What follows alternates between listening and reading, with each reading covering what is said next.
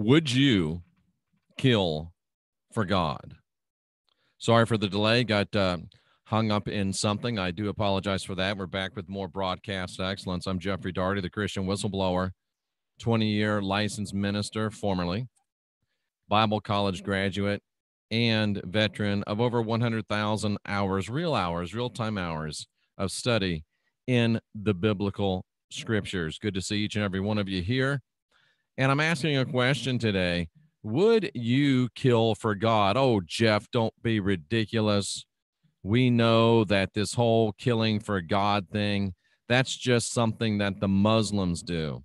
That's just something of radical Islam. You never see Christians that kill for God. You'll never see anything like that. That's just ridiculous.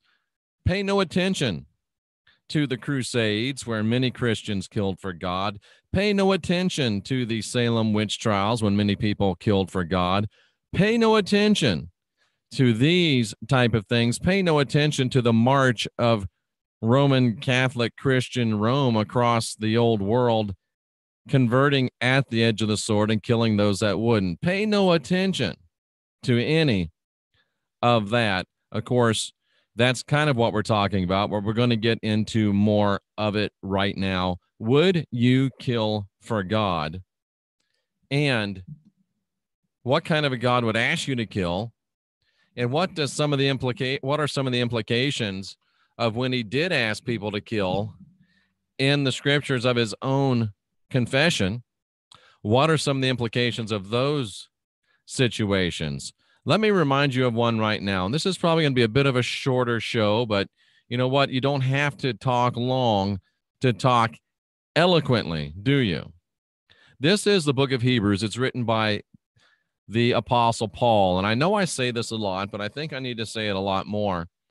Paul, I think I've got my Twitter, Periscope, Facebook camera a little off. I apologize for that. Paul was called an apostle some 150 times in the 27 books of the New Testament. And do you know that there's only one of those times where it was somebody other than Paul himself calling himself an apostle? Now, if I called myself brilliant 149 times, that doesn't make me brilliant.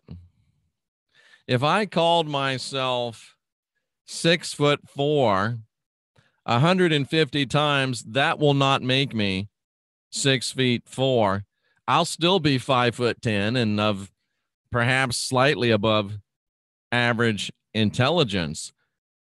And if I were to go around telling you how brilliant I was, it probably might make you think, maybe he's not quite that brilliant. If he's going around telling us how brilliant he is, perhaps he's not so brilliant.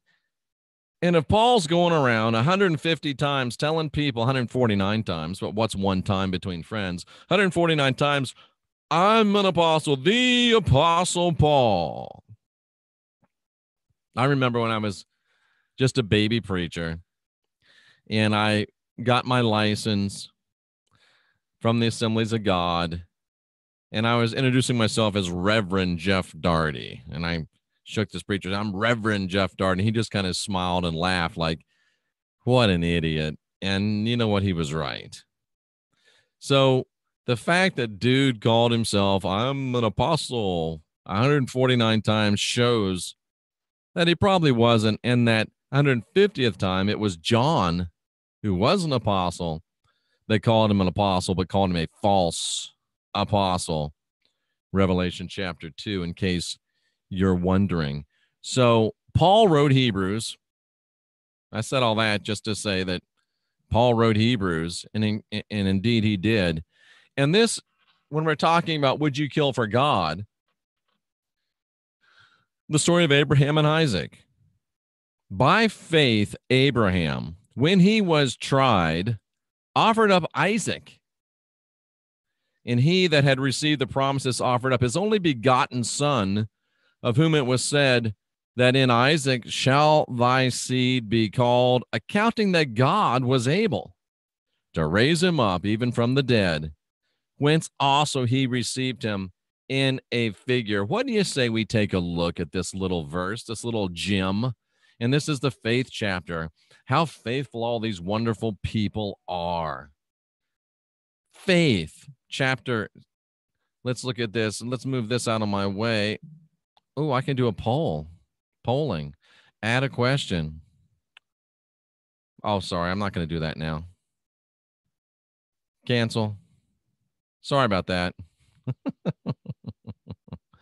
My bad. I'm sorry. I got distracted. Okay. But you can tell there's a poll coming, can't you? Absolutely. All right, verse number 17, and I still didn't move this thing out of my way. Oh my. Okay, here we go. Verse number 17, Hebrews 11:17. I'm Jeffrey Daugherty, the Christian whistleblower. Feeling really good today. By faith, listen to this, by faith, by pistis, by faith, by belief, by trust, by confidence, by fidelity, by faithfulness, by being persuaded through persuasion, ladies and gentlemen, Abraham was ready to kill his son. Through persuasion, ladies and gentlemen, through what is called faith, Abraham was ready to kill his own son. And you want to point at the radical Islamists and say, by faith, they're ready to kill. We're so much better than that. But your Christian history is stained with the blood of those killed by faith. Well, I know that they killed all those people when they took over the promised land, but it was their land. Never mind that there was already people living there and they killed them. Oh, I know that they killed all those firstborn of Egypt, all those babies, but they were bad. If you'd have been an Egyptian mother that picked her dead baby up out of a crib, how would you have felt about that? Oh, but only the radical Islamists kill. Bogus. Your God, Yahweh, the God of the Bible, is a killer and a murderer from the beginning. So said the Christ. And look what we're saying here. By faith, you serve a God that uses faith to get people to offer up, to offer a sacrifice. By faith, your God gets people to offer sacrifices, in this case of their own son, their only son. Your God requires you to take part in cannibalistic human sacrifice rituals. If you're Catholic, every time you go. If you're Protestant, usually about once a month. Yes, I'm talking about communion, and I'm talking about the Eucharist. But it's all by faith, so that makes it okay. By faith, Abraham. And you know, it's interesting. The religions are called the Abrahamic religions. Judaism, all about killing and bloodshed.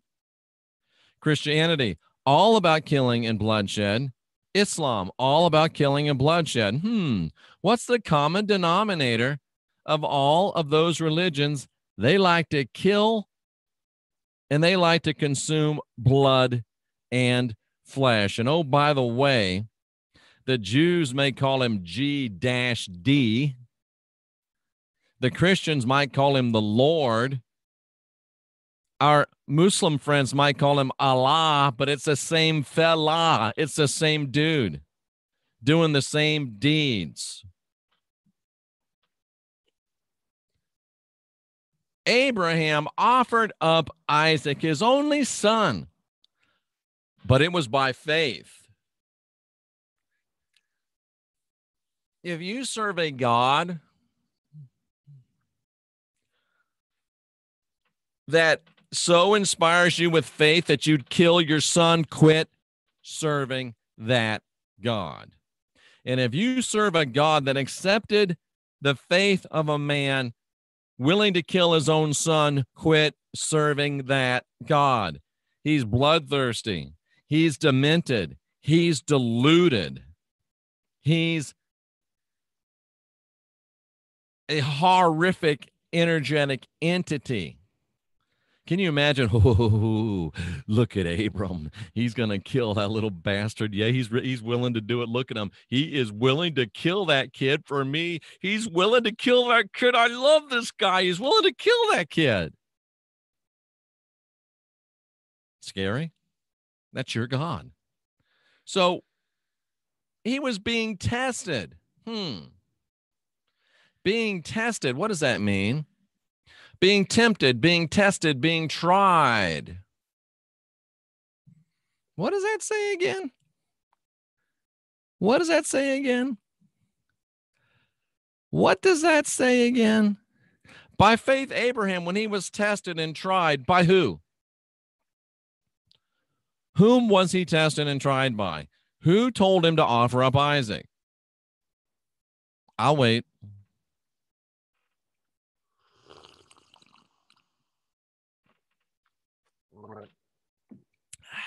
Who told him to offer up Isaac? Right, the Lord. God told him to do it. Because that's how Abraham's God works. That's how your God works. Some of you right now are screaming at me, but God said to do it. It's okay. Well, watch this. Watch this right here. James 1:13. This is a different God. This is the God. James he walked with the Christ. This is a different God. And guess what he said? Let no man say when he's tempted, I'm tempted of God, for God cannot be tempted with evil, neither does he tempt any man. You get that? The true God of Scripture, the true God of the Christ, the true Christ himself, the true illimitable God of the universe does not tempt men, does not tempt women.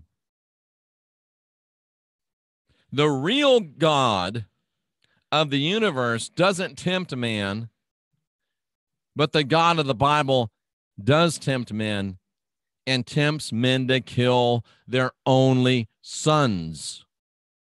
I mean, why not? The God of the Bible wants you to believe he killed his own son. I've been mad at my son before. Trust me. I thought about choking him out before. I thought about throat punching him every now and then. But I never thought about killing him, and I never would, because I'm not demented. I'm not deluded. I'm not a psychopath. I'm not a sociopath. I'm not a horrific, energetic entity, but the God that you serve, what a friend we have. Oh, Lord, my God, you who killed your only son for me, I just love you. How can you? Do you ever think about the things you say? Do you ever think about the words that come out of your mouth when you're at church? I love God because he killed his son for me.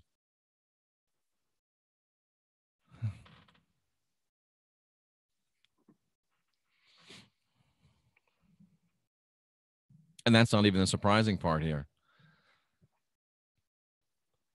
So Abraham was moved through his faith just like a suicide bomber, just like a witch burner, just like a Roman legionnaire killing a pagan who wouldn't convert, just like someone during the Crusades killing someone that didn't agree with them. He was ready to sacrifice his only son, ready to kill the kid. And listen to what he was thinking in his head. Abraham says, listen, I am going to go ahead and kill my son because I know that God is able to raise him up from the dead. Think about that in a minute. You've read that many times, but you've never thought about this. Abraham said, yeah, I'm willing to kill my son for God. That's shocking enough. I'm ready to kill my son for God. That's shocking enough. But how would Abraham be willing to kill his son for God, knowing that his son was the only way that he was going to get his blessings and his promises, his progeny? Well, I feel bad for you, Valpar234, if you'd kill Kim Jong-un for God. I wouldn't kill anybody for God because my God doesn't ask me to kill anybody. And any God that does isn't really a God. Anyway,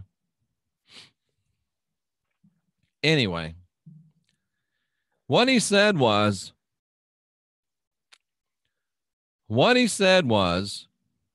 yeah, I'll kill my son.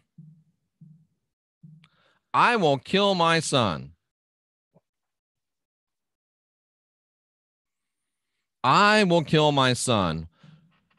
Why? Because I know that God is able to raise the dead. Now, what strikes me as being very, very impactful is this. Abraham didn't say, well, okay, I'll take my son out and I'll sacrifice him. And by the way, ladies and gentlemen, the place where Abraham took Isaac to sacrifice him is supposedly Mount Moriah, the place where Isaac went, where Jacob went to where Abraham went to sacrifice Isaac, is supposedly the location of Calvary where Jesus was crucified. But of course, he wasn't crucified. And if there was someone crucified there, it was Thomas. But at any rate, Abraham says, okay, I'm going to go ahead and sacrifice. I'm willing to go out and sacrifice my son. Now, if Abraham had said, and notice Abraham did not say, okay, I will go out and I'll take my son and I'll go out and act like I'm going to sacrifice him, because I know that no real God would ever want me to sacrifice my son. This is just a test. This is just a lesson. I know that my God is not demented enough to ask me to sacrifice my son.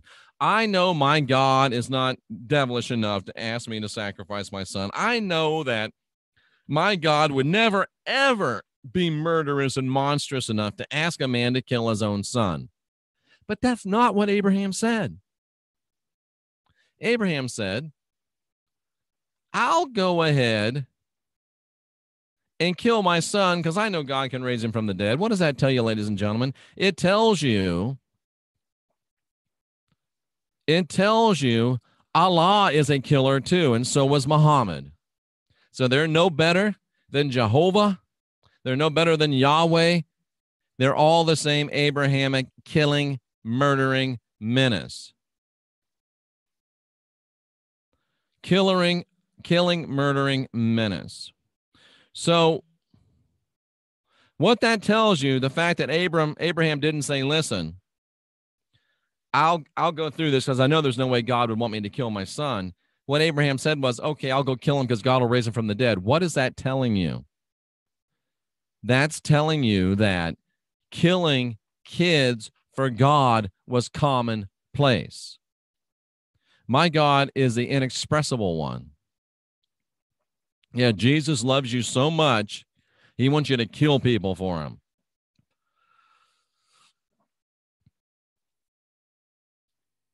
Child sacrifice was a normal, natural, often occurring practice of Yahweh in the Old Testament. I've proven it to you. Search this channel. You'll see the subjects. You'll see the proof. Going back to the beginning, the whole Cain and Abel, that was a human sacrifice that Cain said, I don't want any part of, and he became the bad guy. Look it up. Cain and Abel, human sacrifice. Look, let me show you how you do it. Because some of you are, no, there's no way, blah, blah, blah, blah. And that's how you sound, just like that. Watch this right here. Watch this right here. This is how you do it. Jeff Darty, YouTube. All right, Jeffrey Darty, YouTube. Come on. Okay, so we're on the Jeffrey Daugherty YouTube show, and look, Jeff Daugherty's live right now. Would you kill for God? What? Cain, Abel, sacrifice. And then hit search. I hope this works. There it is. Cain and Abel's story about human sacrifice. This is it right here, ladies and gentlemen. I'm going to go ahead and copy that into the dealio here. Let's just do this while we're here. Why not? There it is. Child sacrifice, the norm in Old Testament. There, so you can go look at that when we're finished. So that's how you look up anything on my site. So God regularly, normally killed kids. And Abraham says, okay, I can kill mine because I know my God would never do such a monstrous thing, but I'll go ahead and kill my son because my son will. And like the person over here on YouTube says, or over here on Twitter says, kids are terrible anyways. Who needs them? I like that. That's great. Dark humor, great sarcasm. Real quickly, we'll run through the chat. Big Teddy Smooth, ordering MYSTECH tomorrow. Good for you, brother. A loving God doesn't ask or require murder. Absolutely true. Mausden, San Francisco Bay Area. Abraham, no killing is where I stand. Perfect. Sounds like religion is a means to justify murder and bloodshed. You think, Big Teddy Smooth? Sounds like satanic Luciferianism, religion of sacrifice of children we keep hearing about. Guess what? Because it's the same dudes and the same dudettes doing the same thing since the beginning. Yahweh, Christian, Roman Catholic, Roman Protestant, Yahweh worship, Islam, Judaism, it is blood murdering religion. They're still killing kids. I like no-kill type entities, says Carrie Eloff. Satanic, yes. Everyone in the room is joining the Greatest Awakening. Thank you. If someone or something claiming to be God asked me to kill something, I think it would cause me to question who really sent the message in the first place. Hello, bingo, as Rex would say. Good job, Mausden Brooks. God is a harvester of sorrow. Yes, he is. Abraham wasn't brainwashed, unless he brainwashed himself. He was doing it with his own. He wasn't brainwashed. He was thinking, you know what? No, I don't think the earth is flat. You know what? I'll go ahead and kill my son because God can raise him from the dead. We kill sons all the time. It's no big deal. God can raise him up. That's what Abraham was thinking. That tells you where Abraham's head was. I wouldn't even sacrifice my cat. Don't listen, Rooney. I wouldn't either. I don't believe there ever was an Abraham. Probably not. Any God that wants you to kill for them has to be using you. Absolutely.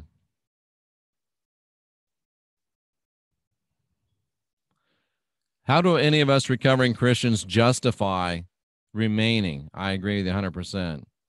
I'm one of the crybabies you just described. Laugh out loud. I'm not sure what that means. I forget what crybabies I described that time. Follow or kill or God if you want. Just choose to do it with information. Right.